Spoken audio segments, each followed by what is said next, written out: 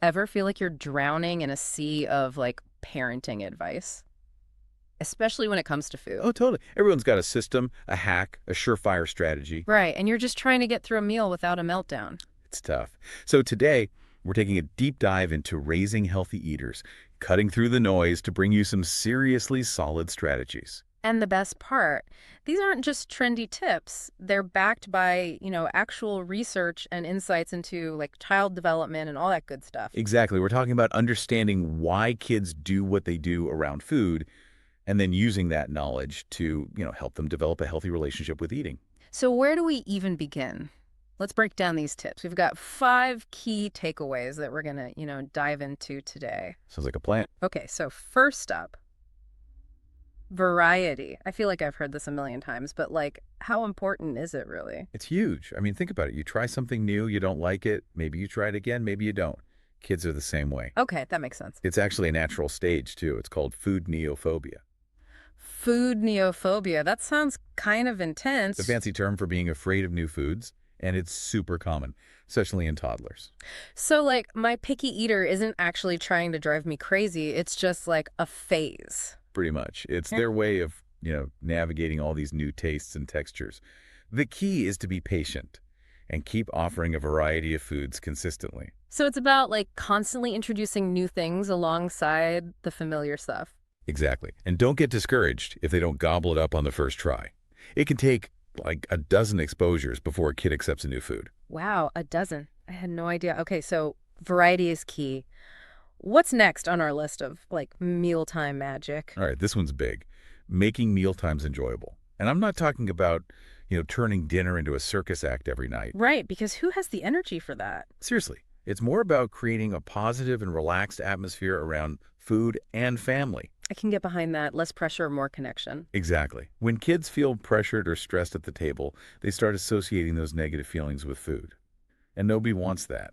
Definitely not. So how do we like flip the script and make meals more positive? What are some like tangible things parents can do? Well, for starters, involve them in the process. And I'm not just talking about setting the table here.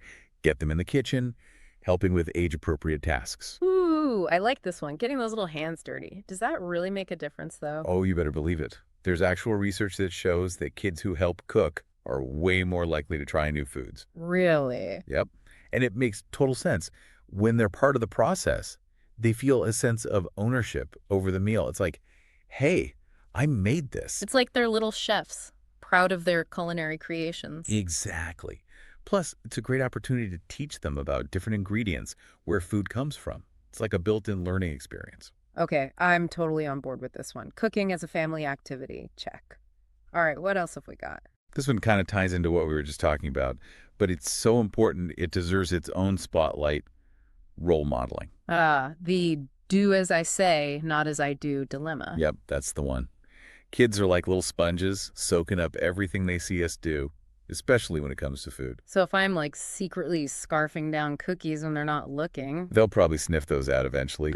But seriously, if they see you enjoying a variety of healthy foods, they're more likely to try them too. makes sense. It's like we're setting the example for what a healthy relationship with food looks like. Exactly. Okay, we've covered variety, positive meal times, cooking together, leading by example. What's the last big takeaway? All right, this one's a biggie. Ditch the food rewards and punishments. Ooh, yeah, this one's tough.